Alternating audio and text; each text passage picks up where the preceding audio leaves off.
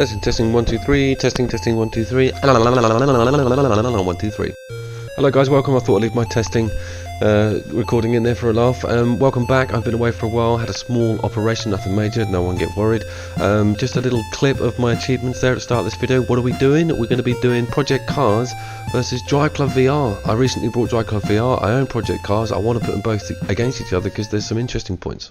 So Project Cars is one of the flagship driving sims for the PlayStation 4. It boasts a lot of realism, some incredible graphics, an awful amount of high-end cars and some real tracks lifted from the real world. It really is the flagship driving game for the PlayStation 4. It can go head-to-head with Forza 6.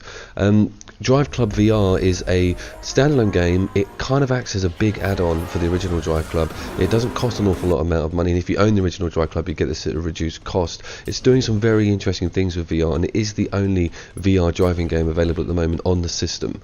Let's go into some of the car details. Let's talk about the cars first. And there's a large amount on Project Cars, as the name suggests, and one of the things I love doing with these games is perving over the vehicles I've earned or the vehicles I'm racing. I love cars with a passion, and I love to look at them in detail, and this offers that for you, and it gives you a camera mode. You can twist and turn the car around. It's very, very good.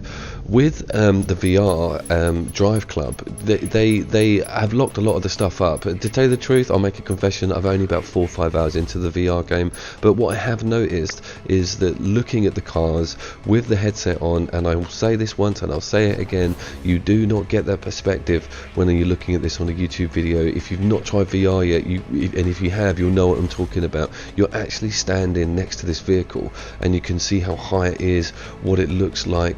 You can really get a feel for the mass of the vehicle itself. Let's go into tracks now. Tracks are one of Project Cars' strongest points. It lists all of the world's best tracks. You've got Brands Hatch in here, Silverstone's in here, you've got Abu Dhabi in here, all the American tracks in here, Laguna Seca's in here, phenomenal amount. The tracks that I've seen on the Driveclub VR, they do tally with real world tracks, apologies, but they aren't really doing it for me in regards to some of the big names.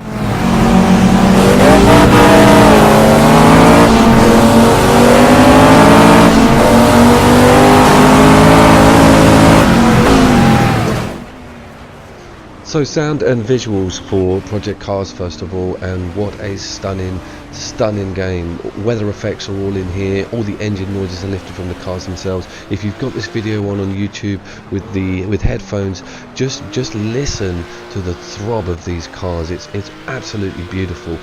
You've got mist in here, you've got brazen sunshine, you've got light, heavy and storm rain.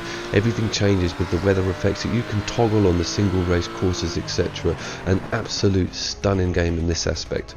Now when we get to Driveclub VR, and this will have to be said, the graphics have taken a phenomenal hit against the original Driveclub. Now I look at it like this: you can't have your cake and eat it. You can't look around a car's interior or look at a game that operates in a 360-degree sphere, if you like, and have extremely high resolution. That's the problem. My only problem with the Driveclub VR is that the graphics have taken a huge hit, but I can cope with it. I'm willing to let it go for the phenomenal feeling of being encased in a vehicle and thrust around. It does offer some okay vistas, and the sun and the sort of day and night, they offer some good opposites, but there's just something about sitting on your couch, feeling like you're in an actual car, seeing through the sunroof, having those impacts and that perspective work when you get close to another vehicle, etc.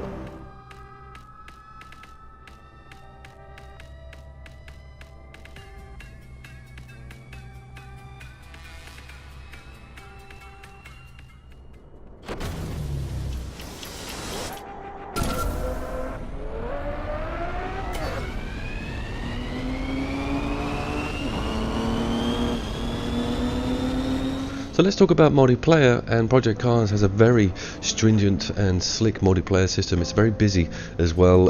I'm a big fan of Grid, the original Grid on the Xbox 360, and I played that online a huge amount. I thoroughly enjoyed it purely because of its damage physics and just how dirty that game got. It was a hell of a lot of fun. With this, it's a very serious affair. You make a mistake, you will be paying for it for laps and laps to come. But it's very quick, a few clicks and bang, you're in.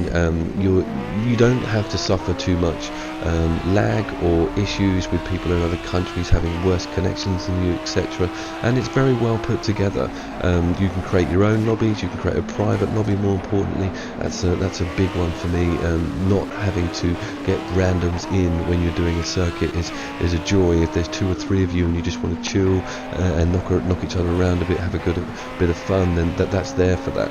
You also get to choose cars and classes like you would on Turismo, and that reminds me, one of the reasons I'm doing this video is actually because we've got Gran Turismo coming up next year, haven't we? And it's going to be VR, and it could potentially beat both these games hands down, so I'm extremely excited about that.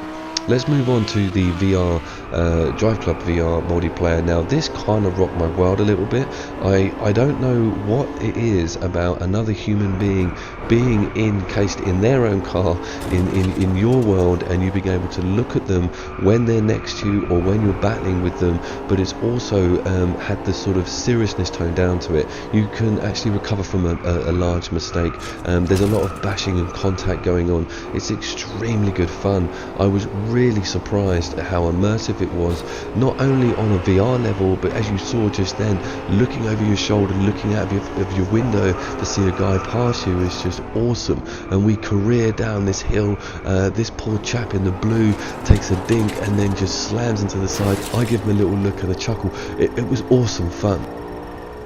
So let's do it like this. If you don't own project cars and you don't own a VR headset and you're into driving games and you want something on your PlayStation 4 before Turismo comes out, or you were always looking for something that's better than Need for Speed, then go for this game. It's absolutely stunning. It won't disappoint you.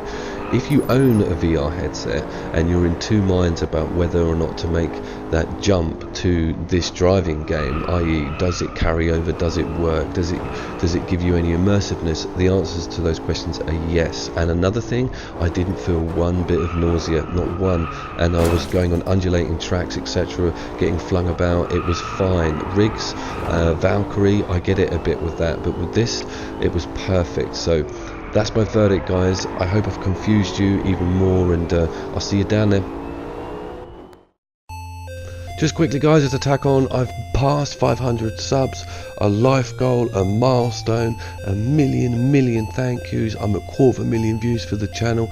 I love you all. Thank you so much, and more content in the new year.